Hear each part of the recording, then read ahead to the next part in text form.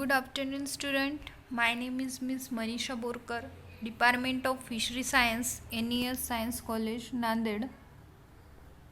Now, today's we will going to start the theory paper second. The name of paper is Type Study of Valagotu. It is commonly called as a freshwater shark. Now, today's we will see the unit number 4th. The topic is olfactory organs. In that we will see the structure and functions of olfactory organs. Okay, this be bit of unit number 4th. Receptor organs. Okay, firstly we will see what is meant by the receptor organs. The receptor organs of Valago are like those of the higher vertebrates, but certain organs connected with the aquatic life or either better develop or specialize in adaptation to the ecological situation in which it lives. These consist of the specialized olfactory and gustatory organs, the eyes, the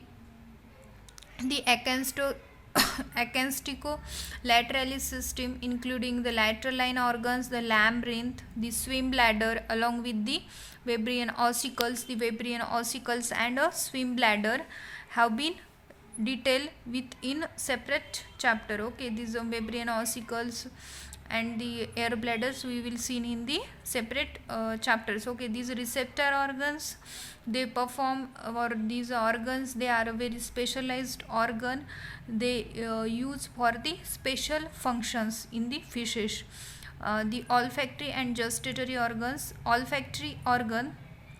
The olfactory organs mainly concern with the sense of smell or odor, then the prevention, since the nasal opening are never used for the respiration. Okay, these are olfactory organ. As we know that the receptor organs, they having the various role in the fish body. These are olfactory organs. They special organ for the sense of the smell. Okay, these nasal or the nose for fish openings, nasal openings of the fish, they having the sense of the smell.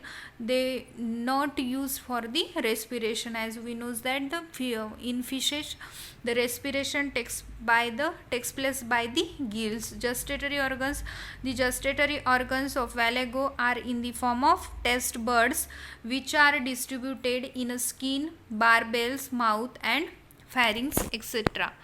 Now this is the diagram which will showing the olfactory organs. Okay, first diagram, which is the head showing the nostrils in a lateral view. Okay, there will be the lateral view.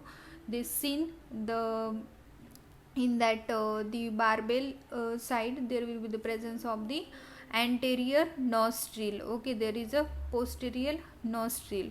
In a second diagram, a single olfactory rosette is present here. There will be the radial lamellae and the median raphe is present here. In third diagram, a single radial lamellae. Okay, third diagram, which is related to the single lamellae. Okay, they are occurring the ligniform process of the lamella, then the peripheral segments, then the central segment. Okay, this is the diagram which showing the olfactory organ. Seen here the what is meant by the olfactory organ.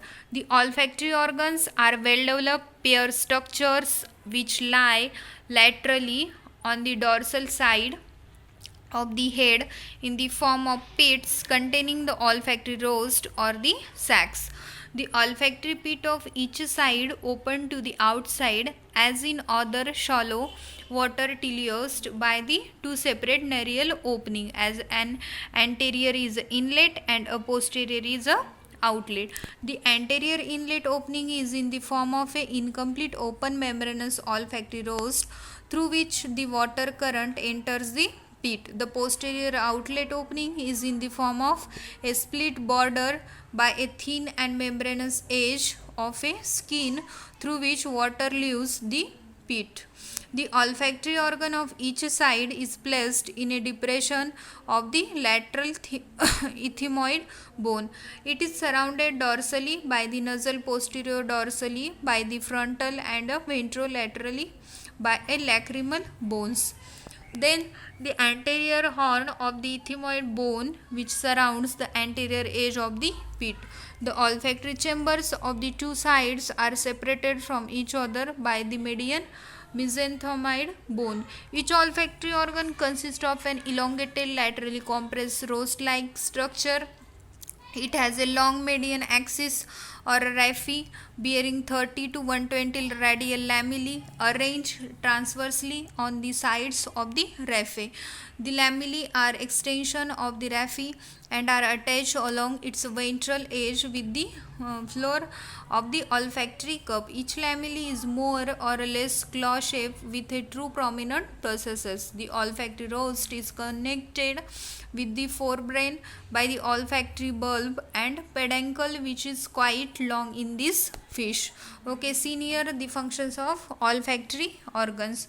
Water enters through the anterior inlet, then the narial opening irrigates the olfactory rost and is then expelled out through the posterior outlet narial opening. The circulation is probably adjusted by the compression and relaxation of the olfactory sacs or during the swimming movements of the fish. The fish belongs to that category of teleost which have equally well developed eye and olfactory organs. Okay, it is an adaptation to its shallow water, muddy life and carnivorous feeding habits. The well developed olfactory organs and the inlet and outlet apertures enable the fish to smell its prey even in a muddy surroundings without the apertures be blocked. Okay, these are the functions of olfactory organ. Okay, they perform or the sense of the smell in the fishes. Okay, thank you. Today's here's your theory paper second syllabus will be finished.